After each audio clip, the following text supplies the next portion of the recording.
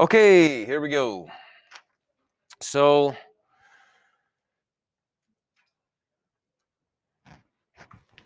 applications of this stuff we've been doing. This is what I've been kind of waiting to get to.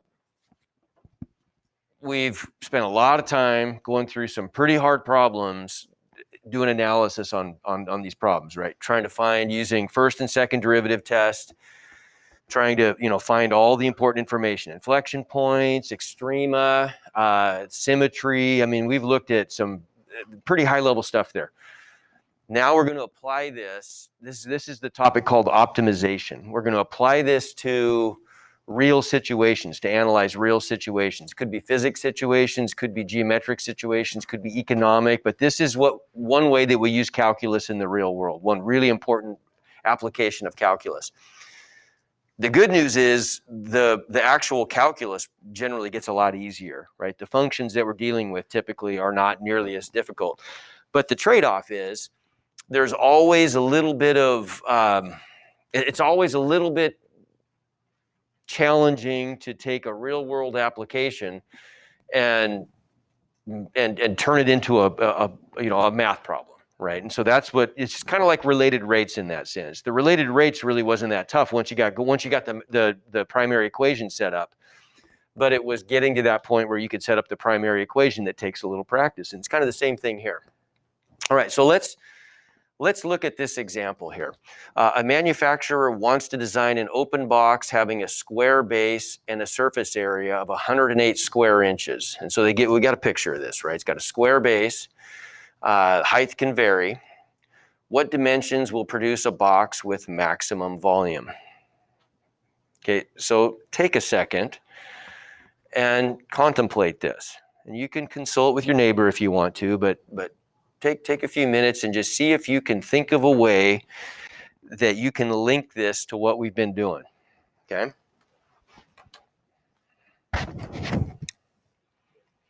See if you can think of a way that you can make a connection here.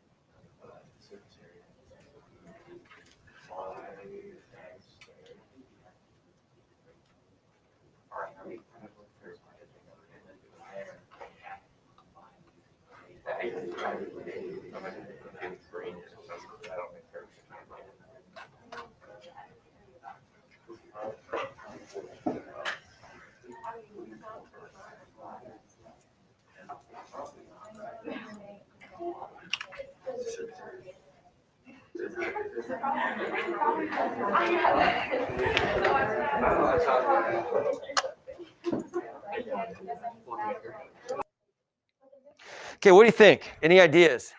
How could we apply the stuff that we've been doing to a situation like this? We've even got our table kind of ready to go here. What do you think? Any ideas? What do you think, Seth?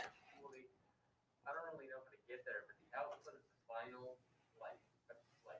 function that we need. The output needs to be volume. Oh, okay, right. That's the part I'm having trouble with because we have the surface area which has to be the same. Mm-hmm. So to me, it's looking like a system of equations almost. The surface area has to be 108, but then you also have to relate the x squared times the h or whatever to volume. Okay, so there's a lot to unpack there, but that's the right idea, right? Now think about the stuff we've been doing. We've been taking just mathematical functions, like typically like f of x, right? And we've been trying to find interesting stuff. Among the interesting stuff we've been trying to find are the extrema, right? Well, what are extrema?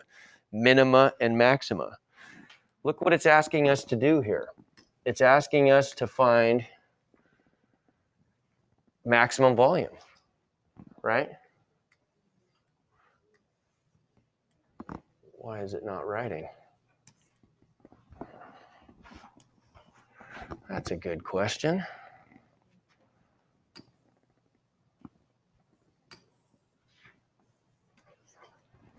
I'm having all kinds of trouble with this board this year so far. I don't know, this post-spring break.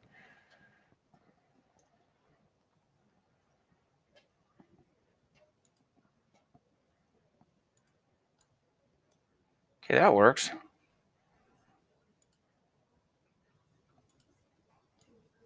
That works.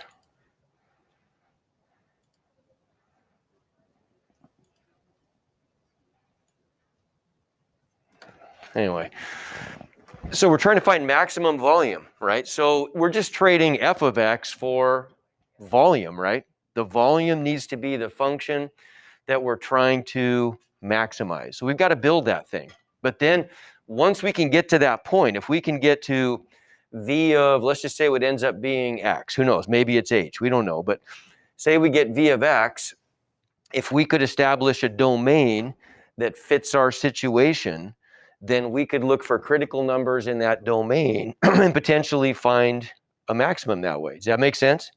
You kind of get an idea. I mean, there's a lot to do there, but you have a sense just conceptually that we could make that link where instead of just a random f of x function, we've got a volume function that we want to build, right? Okay, so the volume function, the thing that we're trying to maximize, like our textbook would call that the primary equation. That's what I'm used to calling it. A lot of the newer textbooks, they call it the objective function. And that's what in Math Excel, that's what it's going to ask you to do is find the objective function. They mean the same thing, but we're trying to find the objective function here. Now let's see, am I able to? Oh man, this is real. I think I'm going to have to restart this thing. I don't know. It crashed on me last period. Problem. Let's try to kind of think about a way that we could maybe come up with a system for approaching these. Well, a lot of the work's already been done for us here, right? They gave us a nice picture, and here's a picture that represents what we're trying to do. There's our open box with a square base. They assigned some variables already, right? But normally we would probably have to do that. Maybe draw the picture, assign the variables. Next step is we want to see if we can come up with that primary equation or that objective function. Okay, well, what is volume is what we're trying to maximize. And so let's write, we'll call this step 2. Step 1 was just the picture. What is our objective function? How do we calculate the volume of a box like that? What's it going to be? X squared h, right? Okay, it's just a rectangular prism. So volume equals x squared h. Okay, what's the problem with that? What do you see, Seth? What's the problem? Well, okay, but you're right. But what's the problem with our volume function? How is that different than the functions we've dealt with in the past? What do you think?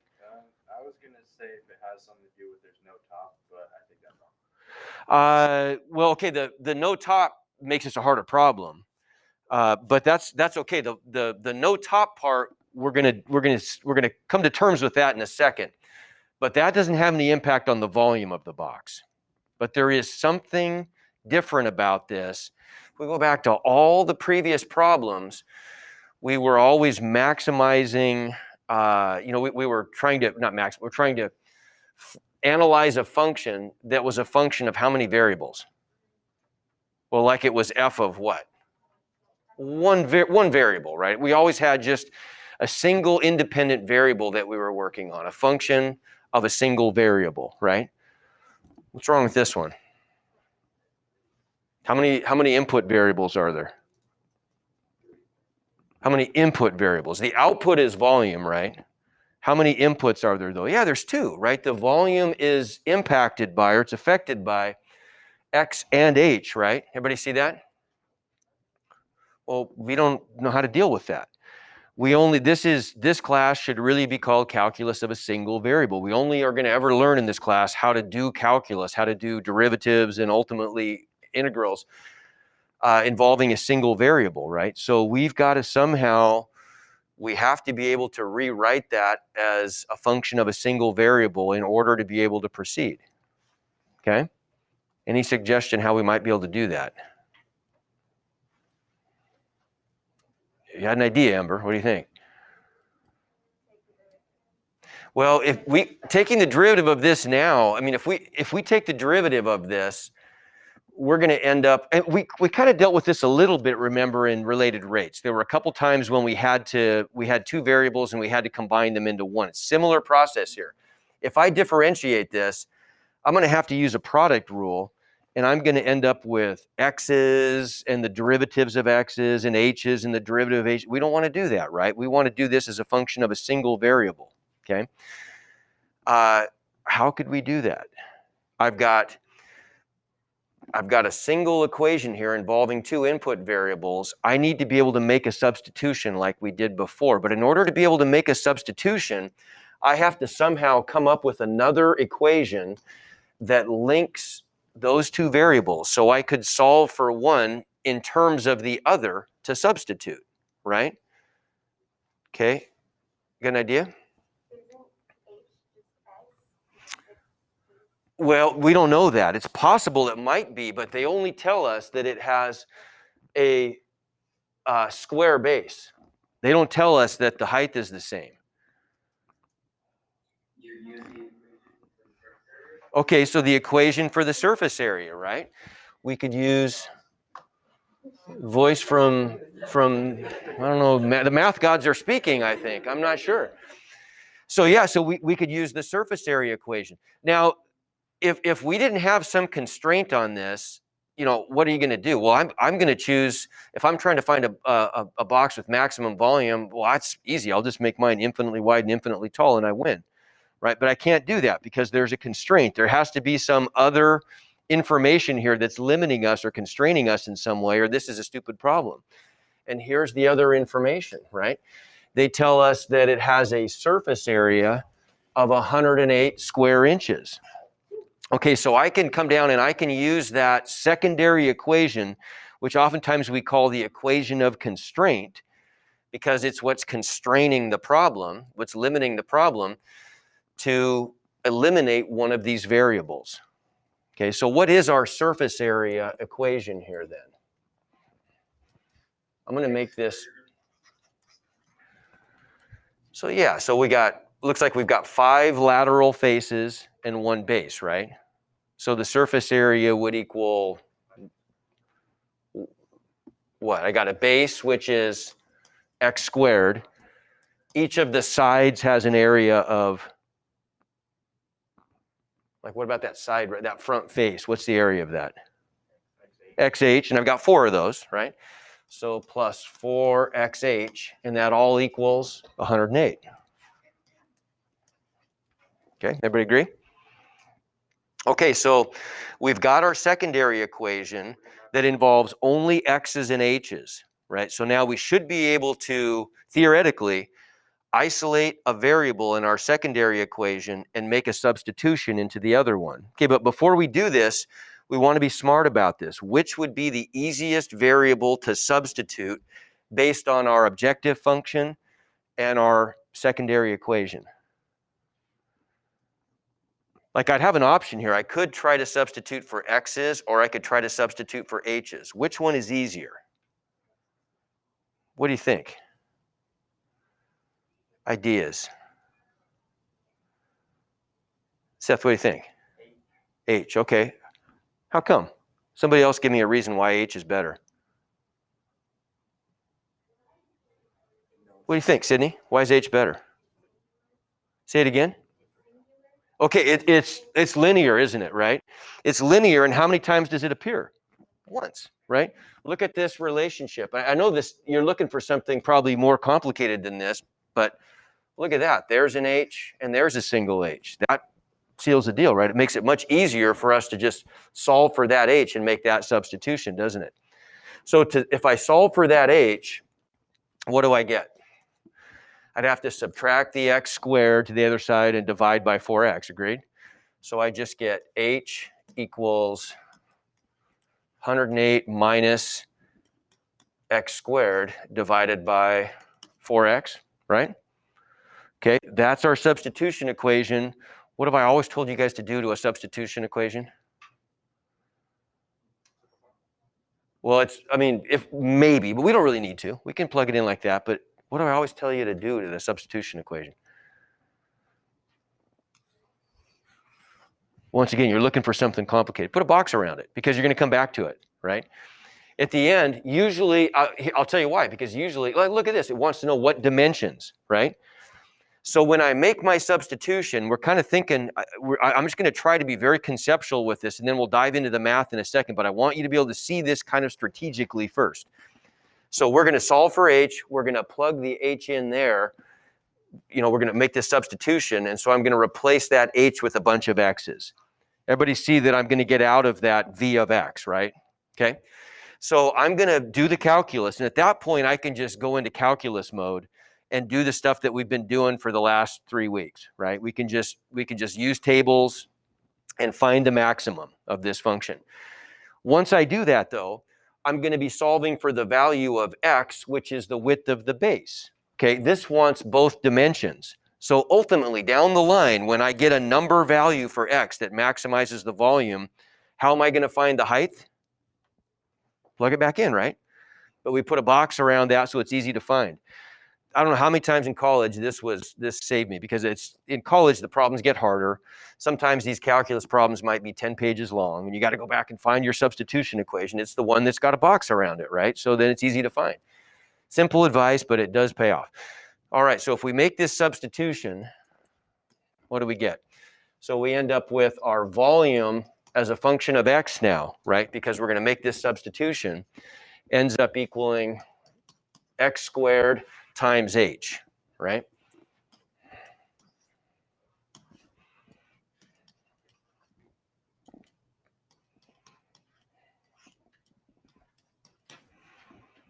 Okay, what can I do here? I mean, now I've just got to maybe try to simplify this a little bit, right? I could cancel, look, I could cancel one of these x's, top and bottom. Then if I just distribute that x, everybody agree I just get v of x equals 108 x over 4. And that's probably going to turn into a number. What's that, 27? So that's just 27x.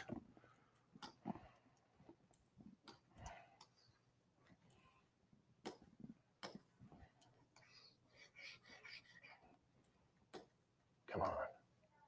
There we go.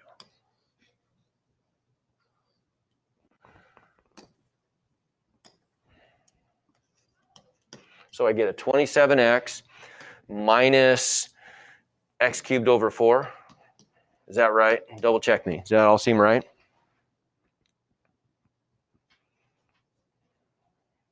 Okay, we good?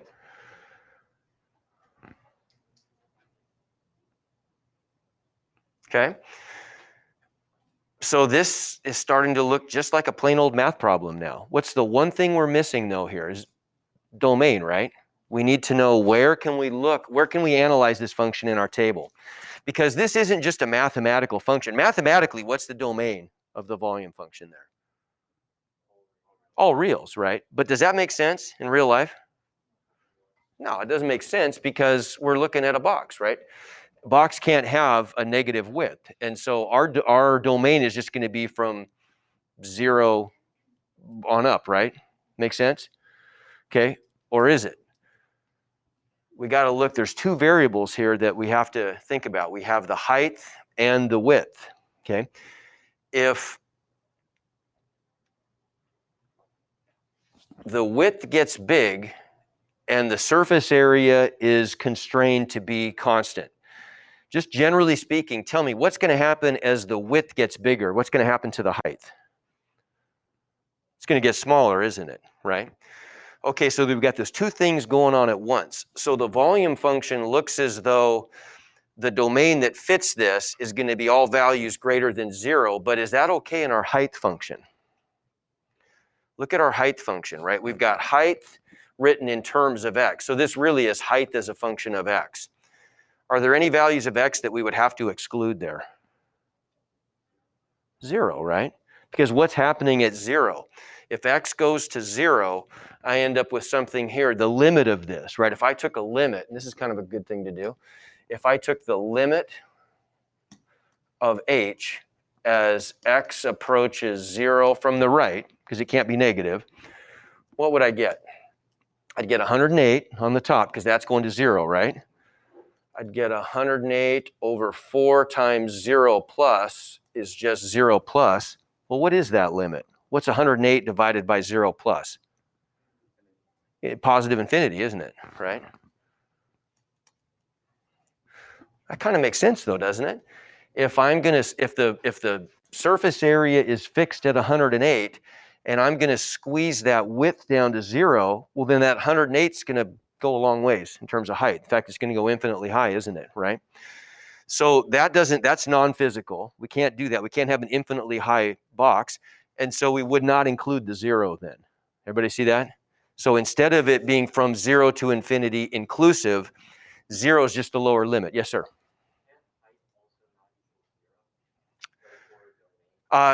Okay, you tell me, could the height equal 0?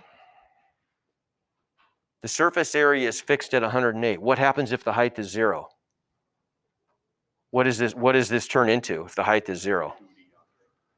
Yeah, it just turns into a flat piece of paper with no volume.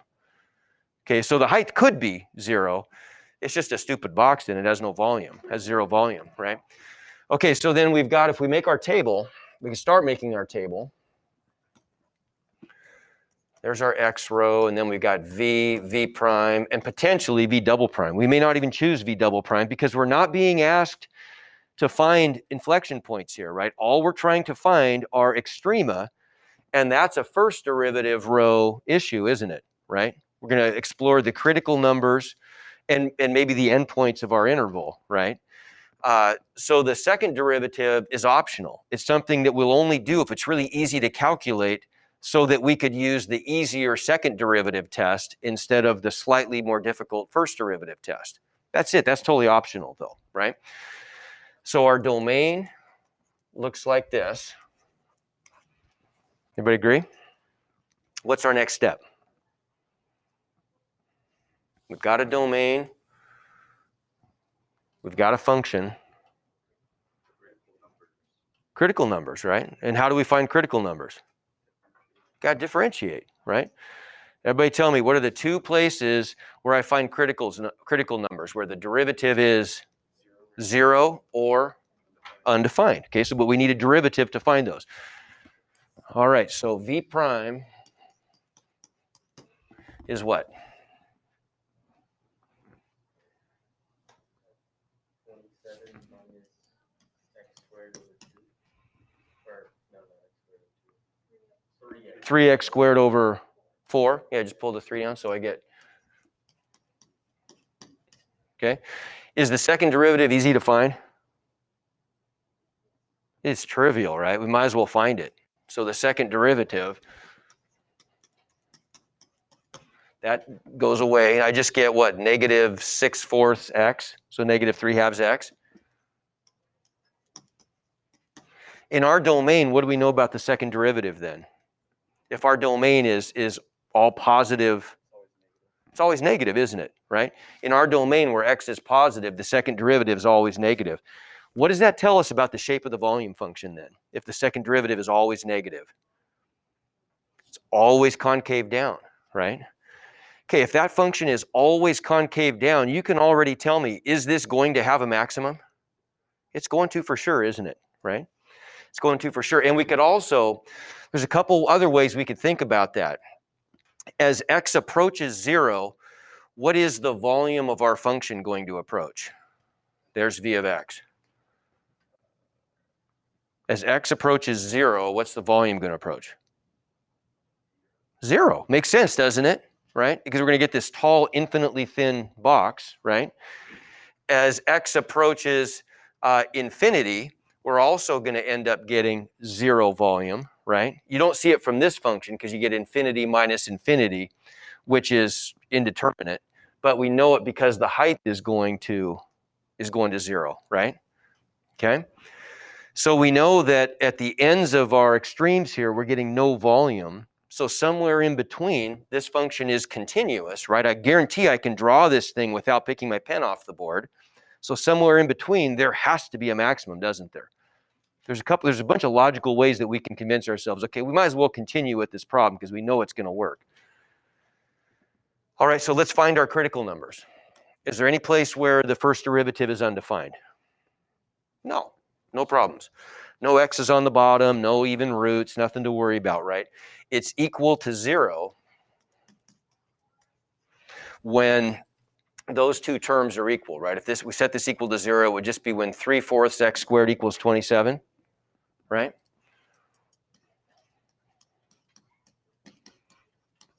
All we got to do is just solve that and find our critical number. There's only one critical number we're going to get. So if I multiply by 4/3, I'm going to get x squared equals 36. So then mathematically, x would equal plus or minus 6, right? Are those both in my domain? No. We can discard the negative one because it's non-physical. And we only get one critical number then, which is at x equals 6. That's a 0 of the first derivative. We already know the second derivative is negative. So what is that by the second derivative test? It's a maximum, isn't it? Right?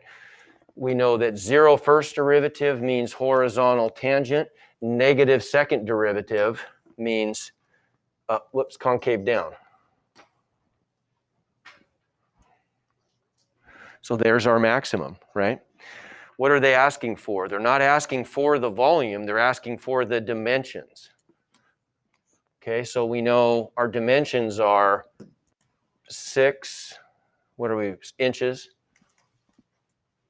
by 6 inches by, how do I find the height? Plug it back in, right there. So my height is going to be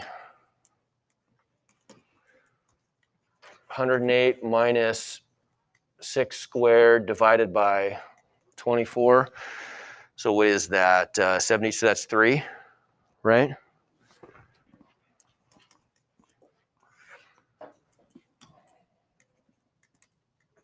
So 6 by 6 by 3. That's pretty cool. I think that's pretty cool that you can do that. That you can prove that there is a maximum volume that you could make, and that's it, 6 by 6 by 3. Okay? We couldn't do that stuff prior to calculus. Okay? So now that we've run through it once, here's kind of just a recipe. Try not to use this very much though, because you don't want to be memorizing things. But one little change you want to make is where it says primary equation. Why don't you add on your notes, write down objective function, because that's what they're going to call it in Math Excel.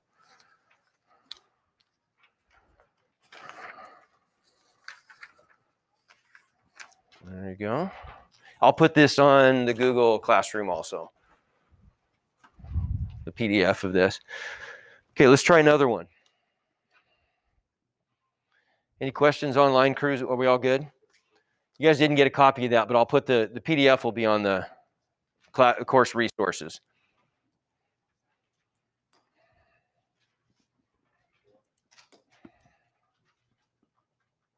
Okay. Different kind of problem. So this is kind of just a sort of a conceptual problem, just a math problem. Which points on the graph of this function are closest to the point 0, 2? Okay. Do we need a picture? I mean, I don't know. Probably not, but we could, if we wanted to just draw a really simple picture here to illustrate this.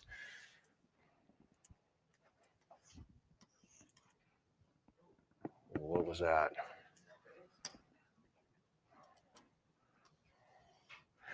Check this out. I learned something new today. This is kind of cool. This is a new feature I accidentally discovered last period. Oh, no, it's not doing it.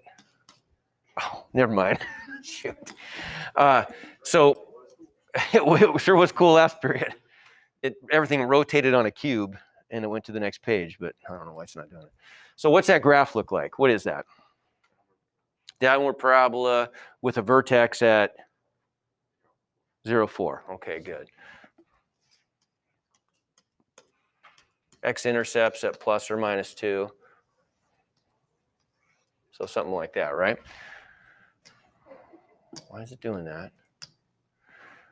I don't know how I'm doing that, but anyway, we want to know at which point on this graph, or which point or points, is it closest to the point at 0, 2?